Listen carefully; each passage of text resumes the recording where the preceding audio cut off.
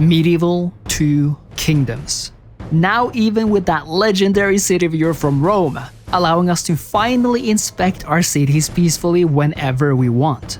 It's the Total War game I've spent by far the most time with due to a variety of reasons. And now, Feral Interactive have somehow, through some type of magic, transformed this massive expansion into an uncompromised handheld title for iOS and Android. If you, like me, have been around since Snake was the most awesome game a phone could offer, then you understand how big of a deal this is, especially when you realize how awesome this game both looks and runs. Before we begin, make sure to leave a like on the video and subscribe to the channel for more awesome Total War content.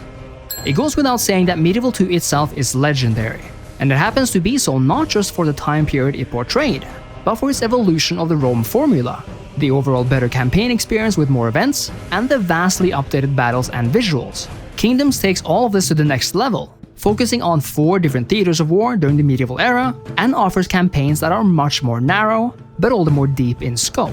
We are of course here for the mobile versions especially, and I've personally played this on an iPad Pro, so that's what this footage will reflect.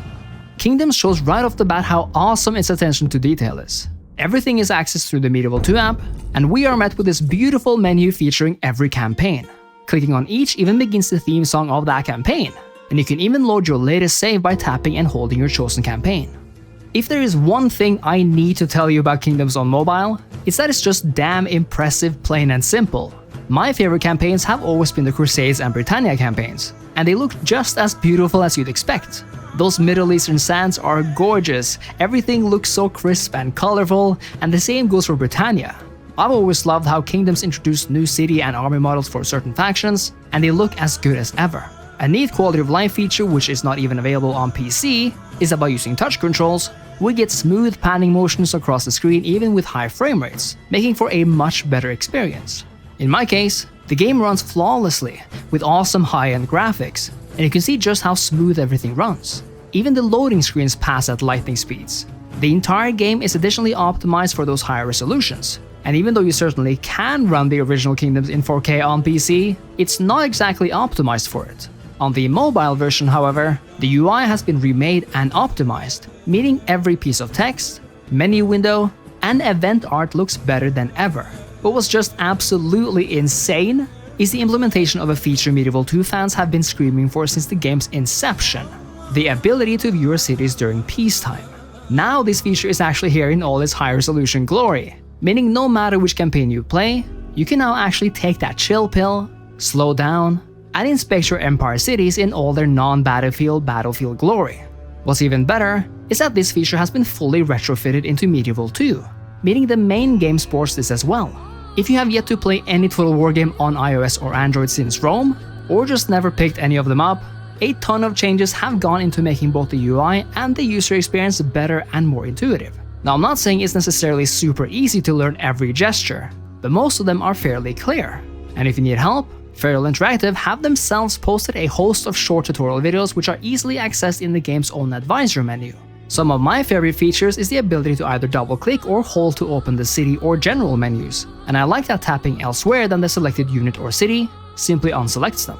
Further, everything UI related has been made so much clearer than it ever was on the PC version.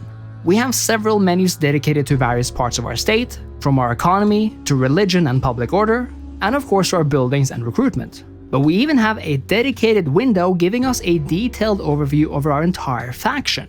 What's especially awesome with this mobile version, however, is the inclusion of 2 new windows entirely. First, we have the guild window, showing us exactly which guilds are possible to attain, and how likely they are to offer their services in a chosen city. This is amazing in itself because one of those kind of unpredictable things in the original game was knowing exactly how to attract them, other than a general idea that markets and economic buildings might attract the merchant guild. And second, we have deeper information on the environment of each region. Here, we see the environmental layout of the region of Jerusalem. Other than giving us some interesting knowledge of the region, we also get to know its soil quality. Believe it or not, this was a feature in the original game as well, but the information was never exposed as easily like this to the player. Soil quality 8 is quite high, meaning this is a region where building farms can be very valuable. But choosing Karak, we see that the quality is 0, and the map shows us a much more barren landscape of hills, mountains, and wilderness, rather than the rich plains and woodlands of Jerusalem. Even better, Cairo in Egypt offers a soil quality of 10 and is surrounded by other fertile regions, mimicking the importance of the soil around the Nile.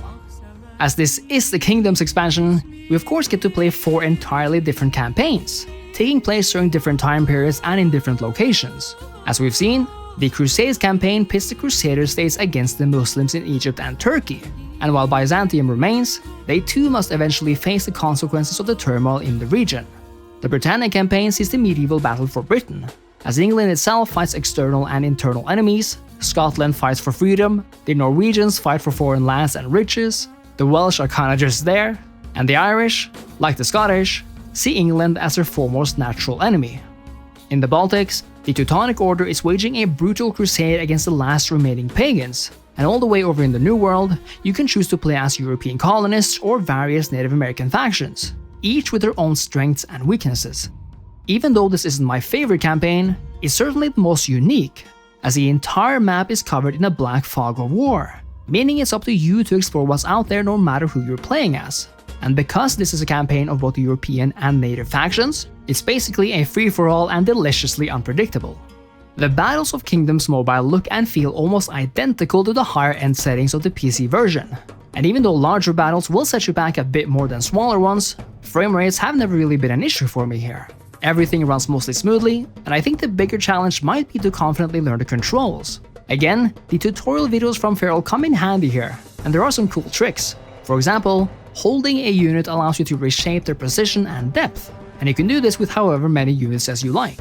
Overall, even though it takes some time to learn, Feral has done an incredible job porting Kingdoms to mobile touch controls. If you do have a keyboard and a mouse though, it's possible to use these to play as well, basically giving you that PC experience with touch possibilities. While this is an amazing port, I do regret that the hot seat function is nowhere to be seen, and while I'd always love to see a full multiplayer campaign here, the hot seat function was already a medieval 2 Kingdoms feature, my favorite actually, and seeing it gone is just sad. But there is still a way to play hot seat here. Through dark magic, we may begin a hot seat game on PC, transfer that save to our mobile save folder, load it up, and voila! YouTube, we have hot seat. Perhaps only one small achievement for humankind, but a giant pleasant surprise to Andy, and I thank Edwin at Feral for taking the time to guide me through this process. With Kingdoms now out for handheld devices, we have in many ways completed the circle of putting the pre-modern Total War games on those devices. What the future holds is unclear, but I'm certain more people than me would love for Feral to either remaster Medieval 2 for PC, or indeed put Empire on mobile devices, as I'm sure they could fix up a thing or two there as well. Either way, Medieval 2 Kingdoms for iOS and Android is a testament to how far mobile gaming has come and what is possible to put on a handheld machine. And because of the optimized UI, resolution and quality of light changes, Medieval 2 Kingdoms has arguably never been better, at least if you come to enjoy the touch controls. They definitely touch something in me. Cheers.